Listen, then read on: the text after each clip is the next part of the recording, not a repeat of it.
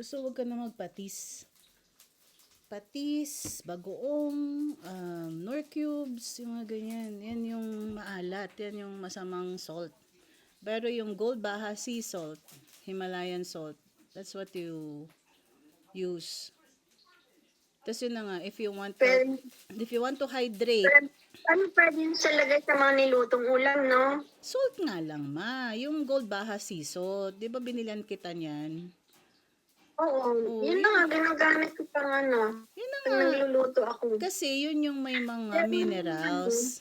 Pero yung Gold Baja Sea Salt, yun yung nire-recommend ni Gary Breca. Kasi mas maraming minerals. The other brand, hindi daw niya sure kung ilan yung minerals na nandun. Pero yung Gold Baja Sea Salt, maganda daw na brand. Tapos mas marami siyang minerals. And then, that's what you use. In the morning, if you want, you can just have a pinch. Lagay mo sa dila mo before you drink water. Yun naman yung sinasabi ni Barbara. To hydrate. Kasi, yung salt, yung totoong salt, the Himalayan or kaya yung Gold Baja Sea Salt, yun naman yung water, i-retain niya sa cells. Tingnan mo isang ganito kalaki, ilang ano ba to? Let me see. Saan mo binili yan? Mexico Pacific Sea Salt. Pwede kaya to? Ang puti-puti niya, oh! Let me see. Mama, huwag basta bibili. Ayaan mo na lang ako mag-order sa'yo. Ka nang bibili ng mga ganyan. Mamaya fake. Baha Sea Salt kasi Kasi gagawin ko sana ano, light. okay, sige. If it's just for the light, you use that. Pero yung sa pagkain mo, yun na lang Gold Baja Sea Salt. I ordered for you. Dapat yung ano, yung recommended nila. Syempre marami na ring fake. You know, biglang nagsulputan yung pink sea salt na yan. Diba, malay mo naman kung peke yan. Alam mo naman daming peke sa mundo. Biglang, just because healthy yung Himalayan salt, biglang ang dami na, puro Himalayan. Ano yan?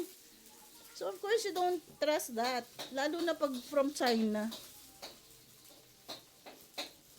So, yun na lang binili ko sa'yo. Ang gamitin mo for food. Yan, you can use for whatever. Pacific Ocean Sea Salt. Yeah, they can always say that, but you don't know if it's fake. Yung sa pagkain, ma, yun binili ko na lang sa'yo. Yun ang gamitin mo. Pero, yan. So, does that supply iodine? Unnecessary. I hate Hindi this place. Chicago. Mexico, sabi mo. Ano nakalagay yung Mexico Pacific Sea Salt? It's just a brand. That's a name. Where is it from? Tapos, packaged and distributed by X-Comics Import Chicago. Local dyan. Best by Imported ba? January 15, 2028. 2028. Bakit? Ay, sea salt lang naman siya. Nag-expire ba kasi? I don't know. Baka the way that they package it. Puti niya, oh. Alam mo, siguro nung bata pa tayo, remember mo, nung bata tayo, yung mga nasa dagat lang, yung mga asin na pinapatuyo nila, baka mas better pa yun kesa dito sa iodized. Nag-start lang yung iodized salt na yun, I remember si Flavier. At syempre, ano na naman yung DOH yan na hawak ng WHO. Sila nag-start niyan iodized salt. Tapos yung pala, yun na yung walang nutrients, wala na siyang minerals. Yun ang masama.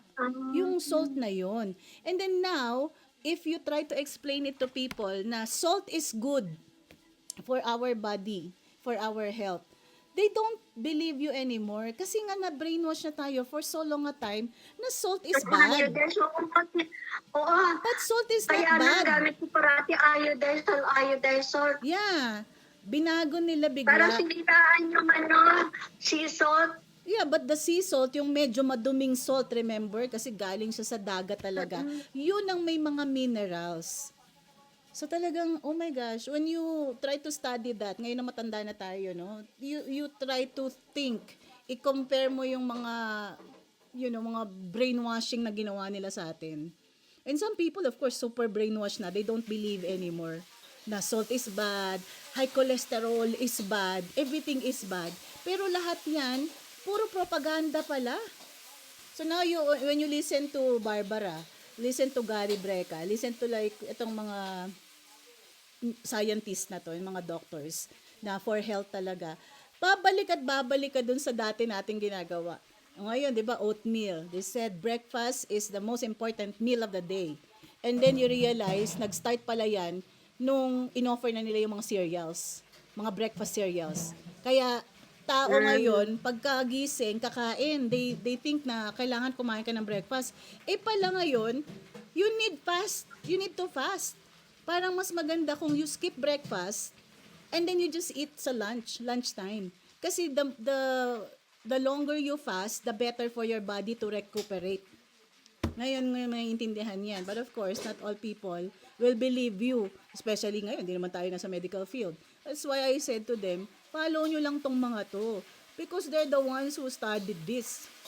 Hindi lahat naman sinasabi ng medical professionals, tama.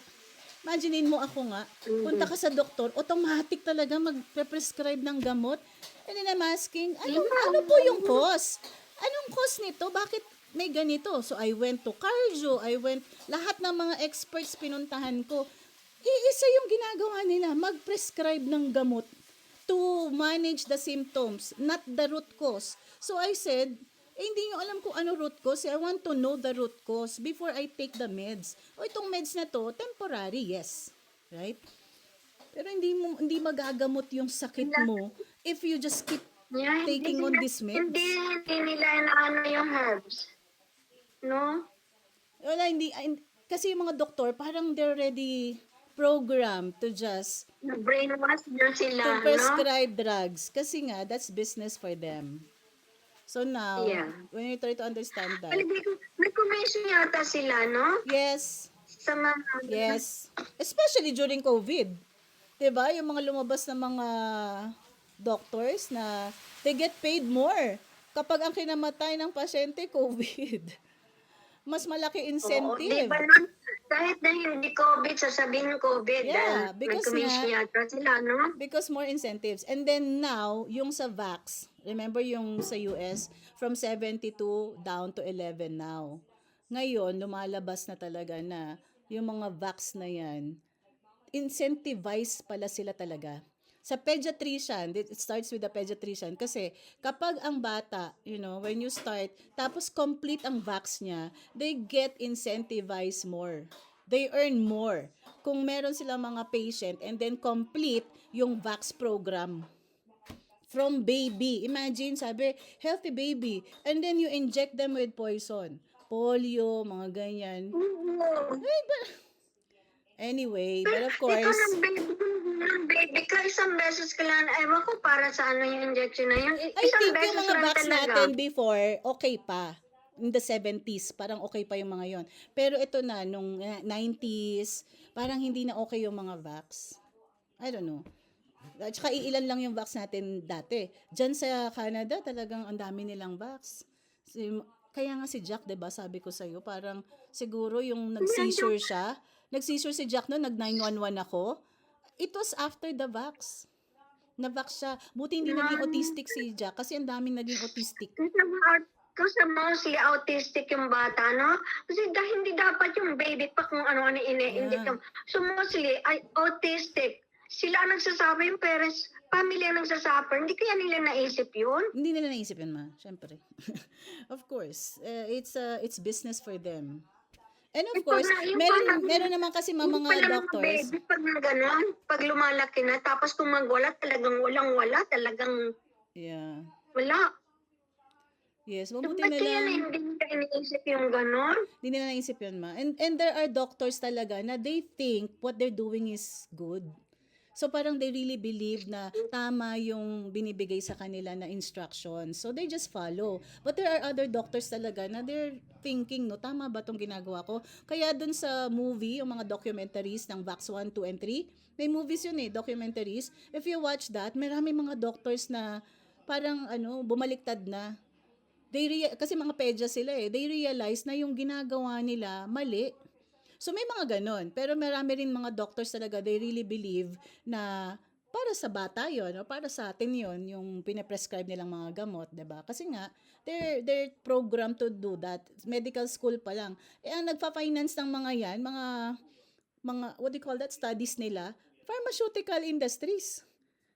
So kung finance ka ng pharmaceutical industries, favorable dapat sa kanila yung, dapat meron silang ROI, right? I fund you now, and then later on, mababawi ko yan because if you're already a doctor, you will prescribe the medicines that we provide you, that you should be prescribing. So yan yung nangyayari dyan, especially in North America.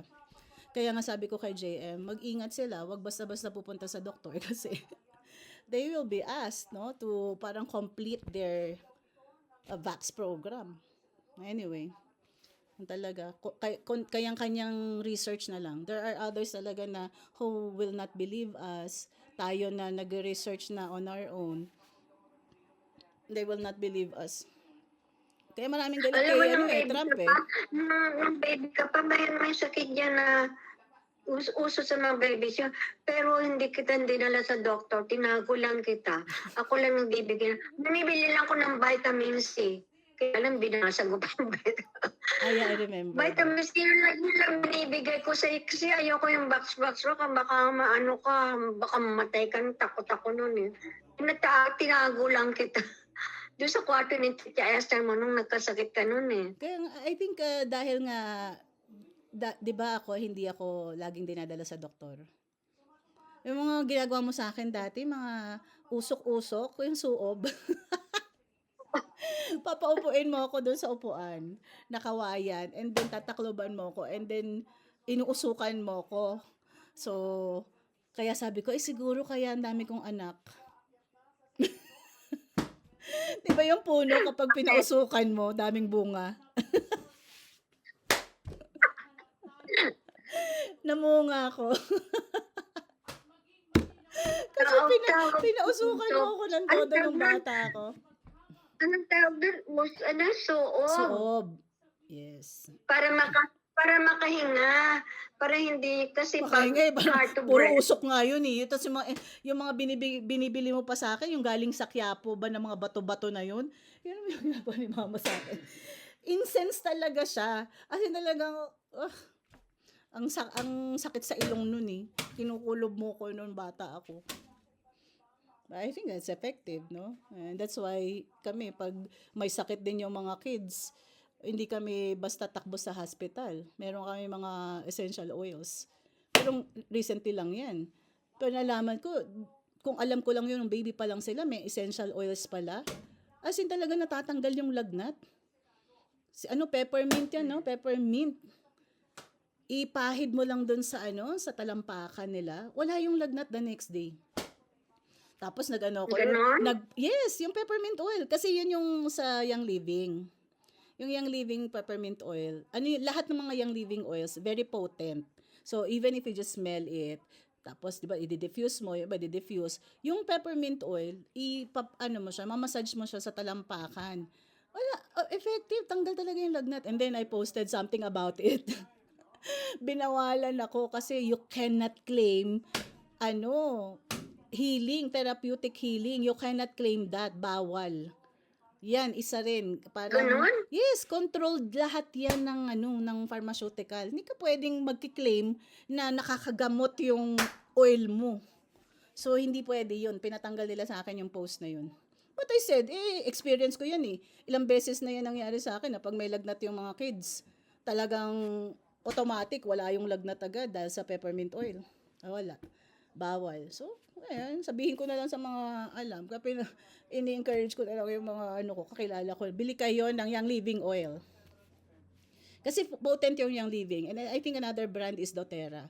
So, dapat dun ka lang sa yung yung okay yung brand. Kasi may mga grade level din yan eh. So, don't buy yung mga nasa store lang, peppermint. Pero scent lang yun. Amoy lang. Pero hindi siya talaga nakakagaling. Yung kung gusto mong gumaling, therapeutic talaga, yung potent na oil. Marami ka dyan, di ba? Di ba sabi ko yung mga oil mo dyan, kahit hindi mo na i-diffuse, buksan mo lang, amuyin mo lang for a few seconds. May napanood akong ganyan eh.